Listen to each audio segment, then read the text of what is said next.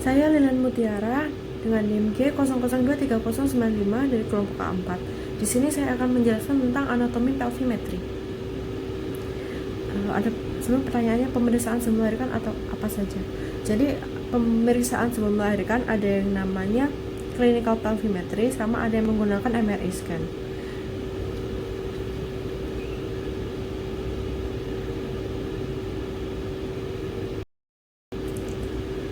Jadi untuk clinical pelvimetry itu diperiksa dari vagina sampai ke ujung situ. Dan hasil pemeriksaan pelvimetri internal yang normal adalah bagian tepi atas tulang punggul bulat dan ketebalan sifisis pubis cukup, sejajar dengan sakrum. Terus konjugata diagonalisnya lebih atau sama dengan 12,5 cm. Sakrumnya berongga dengan kelungkungan yang cukup. Terus dinding tepi panggul lurus dan spina ischiadicanya tumpul. Kemudian diameter dari interspinarumnya lebih dari 10 cm. Terus lebar tonjolan sakroskiatiknya 2,5 sampai 3 jari. Terus sudut suprapubiknya lebih dari 90 derajat atau lebar 2 jari. Untuk diameter antara tuberositas lebih dari 8 cm, yaitu sekepalan tangan. Diameter anterosuperior PPB-nya lebih dari 11 cm. Ini juga mesti lihat pemeriksaan untuk pelvimetrinya. Kemudian bidang Hodge. Bidang Hodge adalah bidang yang dipakai oleh obstetri untuk mengetahui seberapa jauh turunnya bagian bawah anak ke dalam panggul. Terdapat 4 dari bidang Hodge, yaitu pertama, bidang Hodge 1, ditarik setinggi adductus pelvis.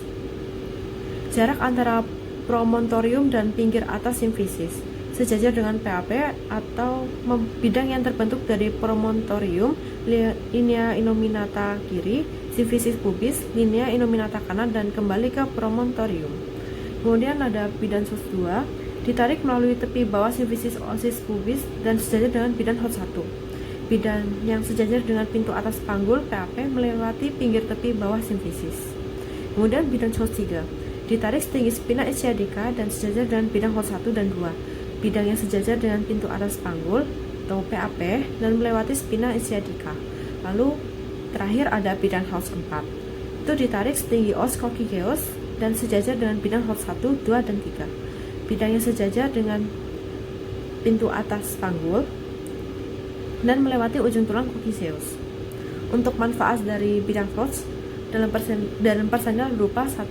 Mengetahui letak terendah penurunan kepala janin, 2. Mengetahui letak dan presentasi kepala janin, dan 3. Menentukan kemajuan persalinan. Kemudian lanjut ke ginecoid dari pelvis. Pelvis dengan tipe ginecoid dapat dilihat dari bentuk adductus pelvisnya yang hampir bulat. Dan juga ada beberapa karakteristik lain dari ginecoid, yaitu os coccygeusnya lentur, os sakrumnya pendek, luas, dan kurang melengkung. Kemudian os ilunya miring ke lateral, kavitas pelvikusnya dangkal dan luas, tulang pelvisnya tipis, tidak kuat, spina ischiadicanya tidak menonjol. Dan untuk tipe ginecoid ini merupakan tipe yang paling umum pada wanita dan yang memungkinkan terjadinya persalinan pervaginaan. Sebenarnya ada 4 tipe kan dari pelvis, ada ginecoid, android, anthropoid, dan platypus. Untuk 2 tipe lainnya itu tidak disarankan untuk persalinan pervaginaan, dan untuk android itu biasanya tipe pelvis pada pria. Kemudian saya akan menjelaskan satu preparat. Preparat yang saya pilih adalah uterus. Nah, uterus berada di antara 2 lembar ligamentum latum uteri dan memiliki 3 lapisan otot, yaitu endometrium, myometrium, dan perimetrium. Untuk strukturnya ada struktur eksterna sama interna. Pada struktur eksterna ada fundus uteri, yaitu kubah. Letak dari fundus uteri ini berada paling kranial dari uterus. Terus ada corpus uteri yang berada pada 2/3 superior. Nah, di corpus uteri ini ada fascias vesicalis dan fascias interstitialis. Pada fascias vesicalis ada yang namanya excavatio vesicouterina, sementara pada vases intertinalis itu ada cavum Douglas. Kemudian ada cervix uteri. Cervix uteri itu merupakan bagian paling distal yang ada di uteri. Dan cervix uteri ini menghubungkan uterus dengan vagina. Ada dua bagian, ada portio supravaginalis dan portio vaginalis. Pada portio supravaginalisnya bagian dari cervix uteri yang masih ada di uterus. Sementara portio vaginalisnya adalah bagian dari cervix uteri yang menonjol ke arah vagina.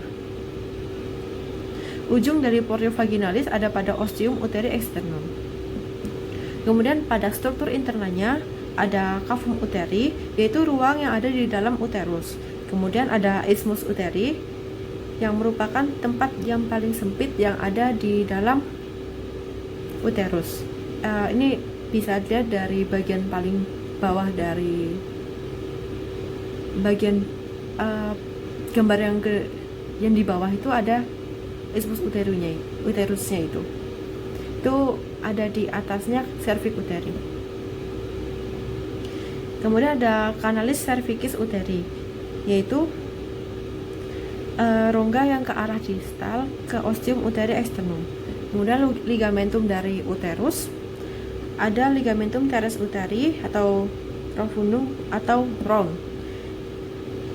Itu berada dari anterior sampai ke labia majora. Lalu ada ligamentum latum uteri yang broad. Kemudian ada ligamentum uterosacralia, itu fiksasi serviks ke posterior dari rectum. Kemudian ada ligamen cardinal transversum cervicis, yaitu dari serviks ke lateral pelvis.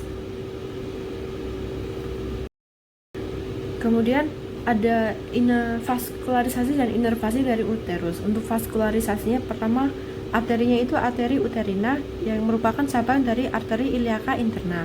Untuk venanya itu vena uterina yang menuju ke vena iliaca interna dan vena ovarica yang menuju ke vena renalis sinistra.